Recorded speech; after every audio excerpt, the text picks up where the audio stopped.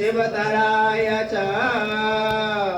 आइए भगवान शंकर की वैदिक मंत्रों के द्वारा स्तुति की गई और एक उनका भगवान शंकर के चरणों में बैठे हुए हैं तो भगवान शंकर की ही वंदना पहले प्रारंभ करेंगे, तत्पश्चात अन्य वंदनाएं आपके सम्मुख प्रस्तुत की जाएंगी।